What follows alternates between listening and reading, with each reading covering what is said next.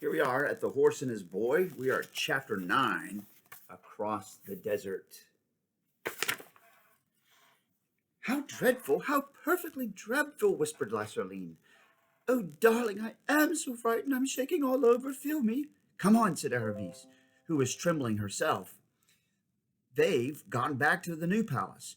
Once we're out of this room, we're safe enough, but it waits at a terrible time.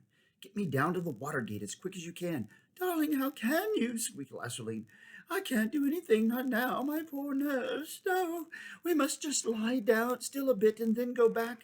Why back? Asked Aravis. Oh, you don't understand. You're so unsympathetic, said Lasseline, beginning to cry. Aravis decided it was no occasion for mercy. Look here, she said, catching Lasseline and giving her a good shake. If you say another word about going back, and if you don't start taking me to that water gate at once, do you know what I'll do? I'll rush out into that passage and scream. Then we'll both be caught. But we shall both be killed, said Lasseline. Didn't you hear what the Tisroc, may he live forever, said? Yes, and I'd sooner be killed than married to Ashoshta. So come on. Oh, you are unkind, said Lasseline, and I in such a state. But in the end, she had to give in to Aravis. She led the way down to the steps they had already descended and along another corridor, and so finally got into the open air. They were now in the palace garden, which sloped down in terraces to the city wall. The moon shone brightly. One of the drawbacks about adventures is that when you come to the most beautiful places, you are often too anxious and hurried to appreciate them. So that Aravis, though she remembered them years later, had only a vague impression of gray lawns, quietly bubbling fountains, and the long black shadows of cypress trees. When they reached the very bottom and the wall rose frowning above them, Lasseline was shaking so that she could not unbolt the gate. Aravis did it.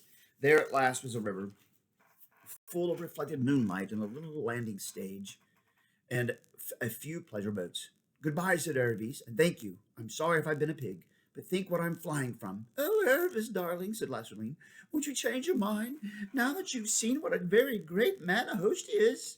Great man, said Aravis, a hideous, groveling slave who flatters when he's kicked, but treasures it all up and hopes to get his own back by egging on that horrible Tisroc to plot his son's death. Faugh! I'd sooner marry my father's scullion than a creature like that. Oh, Aravis, Aravis, how can you say such dreadful things? And about the Tisroc, may he live forever, too. It must be right if he's going to do it. Goodbye, said Aravis, and I thought your dresses lovely, and I think your house is lovely, too. I'm sure you'll have a lovely life, though it wouldn't suit me. Close the door softly behind me. She tore herself away from her friend's affectionate embraces, stepped into a punt, which is a little boat, cast off, and a moment later was out in midstream. With a huge real moon overhead and a huge reflected moon down, deep down in the river, the air was fresh and cool, and as she drew near the further bank, she heard the hooting of an owl. Ah, that's better, thought Aravis. She had always lived in the country and had hated every minute of her time in Tashbaan. When she stepped ashore, she found herself in darkness, for the rise of the ground and the trees cut off the moonlight. But she managed to find the same road that Shasta had found, and came just as he had done to the end of the grass and the beginning of the sand, and looked, like him, to her left and saw the big black tombs. And now at last, brave girl though she was, her heart quailed. Supposing the others weren't there? Supposing the ghouls were? But she stuck out her chin, and a little bit of her tongue, too, and went straight towards them. But before she had reached them, she saw Bree and Hwin and the groom. You can go back to your mistress now, said Aravis, quite forgetting that he couldn't until the city gates opened next morning. Here is money for your pains. To hear is to obey, said the groom, and at once set off at a remarkable speed in the direction of the city. There was no need to tell him to make haste. He also had been thinking a good deal about ghouls. For the next few seconds, Aravis was busy kissing the noses and patting the necks of Hwin and Bree, just as if they were quite ordinary horses. And here comes Shasta. Thanks be to the lion, said Bree. Aravis looked round, and there, right enough, was Shasta, who had come out of hiding the moment he saw the groom going away. And now, said Aravis, there's not a moment to lose, and in hasty words she told them about Rabadash's expedition. Treacherous hound, said Bree, shaking his mane and stomping his hoof. An attack in time of peace, without defiance sent, but we'll grease his oats for him. We'll be there before he is. Can we? Said Aravis, swinging herself into Hwin's saddle. Shasta wished he could mount like that. Brrr, snorted Bree. Up you get, Shasta, can we? And with a good start, too. He said he was going to start at once, said Aravis. That's how humans talk, said Bree. But you don't get a company of 200 horse and horsemen watered and victualled and armed and saddled and started all in a minute. Now, what's our direction? Due north? No, said Shasta. I know about that. I've drawn a line. I'll explain later. Bear a bit to our left, both you horses. Ah, here it is. Now, said Bree, all that about galloping for a day and a night like in the stories can't really be done. It must be walk and trot, but brisk trots and short walks, and whenever we walk, you two humans can slip off and walk too. Now, are we ready, Hwen? Off we go, Narnia in the north. At first, it was delightful. The night had now been going on for so many hours that the sand had almost finished giving back all the sun heat it had received during the day, and the air was cool, fresh, and clear. Under the moonlight, the sand in every direction, and as far as they could see, gleamed as if it were smooth water or a great silver tray. Except for the noise of Breeze and Hwen's hoofs, there was not a sound to be heard. Shasta would nearly have fallen asleep if he had not had to dismount and walk every now and then. This seemed to last for hours. Then there came a time when there was no longer any moon. They seemed to ride in the dead darkness for hours and hours, and after that there came a moment when Shasta noticed that he could see Bree's neck and head in front of him a little more clearly than before, and slowly, very slowly, he began to notice the vast gray flatness on every side. It looked absolutely dead, like something in a dead world, and Shasta felt quite terribly tired and noticed that he was getting cold and that his lips were dry, and all the time the squeak of the leather, the jingle of the bits, and the noise of the hoofs, not property, as it would be on a hard road, but on the dry sand. At last, after hours of riding, far away on his right, there came a single long streak of paler gray low down in the horizon, then a streak of red. It was the morning at last, but without a single bird to sing about it. He was glad of the walking bits now, for he was colder than ever. Then suddenly the sun rose, and everything changed in a moment. The gray sand turned yellow and twinkled as if it were strewn with diamonds. On their left, the shadows of Shasta and Hwen and Bree and Erebus enormously long raced beside them. The double peak of Mount Pyre, far ahead, flashed in the sunlight, and Shasta saw they were a little out of the course. A bit left, he sang out. Best of all, when you looked back, Shasta was already small and remote, or Tashbaan was already small and remote. The tombs were quite invisible, swallowed up in that single jagged edge hump, which was the city of the Tisroc. Everyone felt better, but not for long.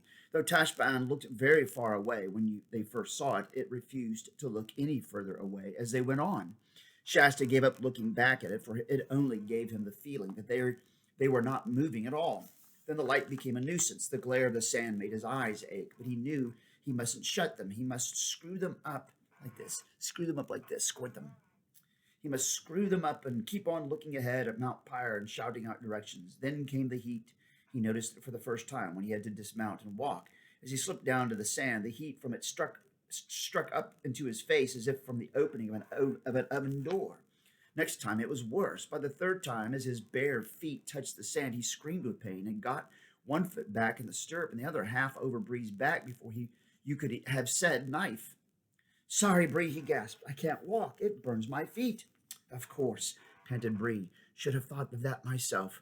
Stay on. Can't be helped. It's all right for you, said Shasta to Erebus, who was walking beside Hwen. You've got shoes on.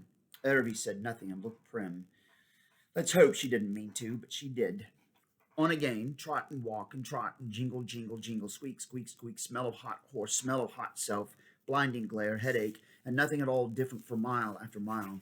Tashbaan would never look any further away. The mountains would never look any nearer. You felt this had been going on for always. Jingle, jingle, jingle, squeak, squeak, squeak, smell of hot horse, smell of hot self.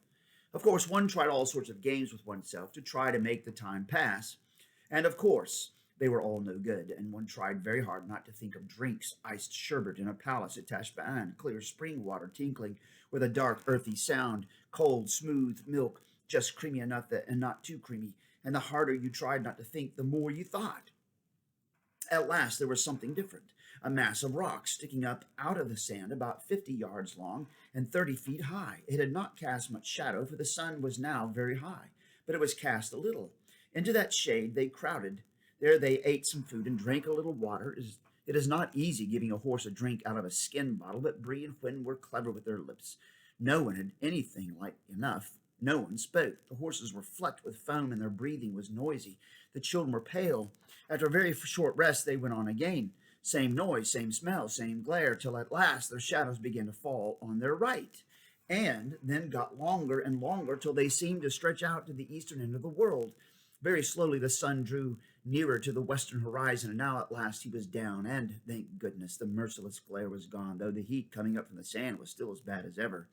Four pairs of eyes were looking out eagerly for any sign of the valley that the swallow pad the raven had spoken about, but mile after mile there was nothing but level sand, and now the day was quite definitely gone, and most of the stars were out, and still the horses thundered on, and the children rose and sank in their saddles, miserable with thirst and weariness. Not till the moon had risen did Shasta, in the strange, barking voice of someone whose mouth was perfectly dry, shout out, "There it is!" There was no mistaking it now. Ahead, and a little to their right, there was at last a slope downward, and hammocks of rock on each side. The horses were far too tired to speak, but they swung round towards it, and in a minute or two they were entering the gully. At first, it was worse in there than it had been out in the open desert, for there was a breathless stuffiness between the rocky walls and less moonlight.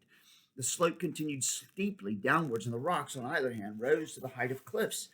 Then they began to meet vegetation, prickly cactus-like plants and coarse grass of the kind that would prick your fingers. Soon the horse hoofs were falling on pebbles and stones instead of sand. Round every bend of the valley, and it had been bends, they looked eagerly for water. The horses were nearly at the end of their strength now. Hwin stumbled and panted and was lagging behind Bree. They were almost in despair before at last they came to a little muddiness and a teeny trickle of water through softer and better grass. And the trickle became a brook, and the brook became a stream with bushes on each side, and the stream became a river. And there came, after more disappointments than I could possibly describe, a moment when Shasta, who had been in a kind of doze, suddenly realized that Bree had stopped and found himself slipping off. Before them, a little cataract of water poured into a broad pool, and both the horses were already in the pool with their heads down, drinking, drinking, drinking. "Oh," said Shasta, and plunged in. It was about up to his knees, and he stooped his head right into the cataract. It was perhaps the loveliest moment in his life. It was about 10 minutes later when all four of them, the two children wet nearly all over, came out and began to notice their surroundings.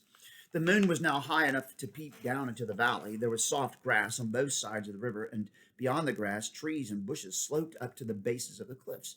There must have been some wonderful flowering shrubs hidden in that shadowy undergrowth, for the whole glade was full of the coolest and most delicious smells, and darkness, out of the darkest recess among the trees, there came a sound Shasta had never heard before, a nightingale. Everyone was much too tired to speak or to eat. The horses, without waiting to be unsaddled, laid down at once. So did Aravis and Shasta. About 10 minutes later, the careful Hwin said, "We mustn't go to sleep. We've got to keep ahead of that Rabadash." "No," said Bree very slowly, "mustn't go to sleep. Just a little rest." Shasta knew for a moment that they would all go to sleep if he didn't get up and do something about it, and felt that he ought to. In fact, he decided that he would get up and persuade them to go on, but presently, not just yet. Very soon the moon shone, and the nightingale sang over two horses and two human children, all fast asleep. It was Aravis who woke first. The sun was already high in the heavens, and the cool morning hours were already wasted. "It's my fault," she said to herself furiously. She jumped up and began rousing the others. One wouldn't expect horses to keep awake after a day's work like that, even if they can walk. And of course the boy wouldn't. He had no decent training, but I ought to have been known better. The others were dazed and stupid with the heaviness of their sleep. "Hey," said Bree. "Been sleeping in my saddle? Hey, I'll never do that again. Most uncomfortable." "Oh, come on," said Hervey. "We've lost half the morning already. There isn't a moment to spare." "A fellow's got to have a mouthful of grass," said Bree. "I'm afraid we can't wait," said Aravis. "What's the terrible hurry?" said Bree. "We've crossed the desert, haven't we?" "But we're not in Archenland yet," said Aravis, "and we've got to get there before Rabadash." "Oh, we must be miles ahead of him," said Bree. "Haven't we been coming a shorter way? Didn't that raven friend of yours say this was a shortcut, Shasta?" "He didn't say anything about shorter," answered Shasta. "He only said better, because you could got to a river this way. If the oasis is due north of Tashbaan, then I'm afraid this may be longer." "Well, I can't go on without a snack," said Bree. "I'll take my bridle off, Shasta." "But please," said Hwin very shyly, "I feel just like Bree, and I can't go on. But when horses have humans with spurs and things on their backs, and aren't they often made to go on when they're feeling like this, and then they find they can? I mean, oughtn't we to be able to do even more now that we're free? It's all for Narnia. I think, ma'am, said Bree very crushingly, that I know a little more about campaigns and forced marches and what a horse can stand than you do. To this, Wynne made no answer, being, like most highly bred mares, a very nervous and gentle person who was easily put down. In reality, she was quite right, and if Bree had had a Tarkin on his back at that moment to make him go on, he would have found that he was good for several hours hard going. But one of the worst results of being a slave and being forced to do things is that when there is no one to force you anymore, you find you have almost lost the power of forcing yourself. So they had to wait while Bree had a snack and a drink, and of course Quinn and the children had a snack and a drink too. It must have been nearly 11 o'clock in the morning before they finally got going again, and even then Bree took things much more gently than yesterday. It was really Quinn, though she was the weaker and more tired of the two, who set the pace. The valley itself, with its brown, cool river and grass and moss and the wild flowers and the rhododendrons, was such a pleasant place that it made you want to ride slowly. Well, there you go. That was that chapter. Now, tomorrow is the Hermit of the Southern March. The Southern March, yes. Well, we'll read that then. Bye.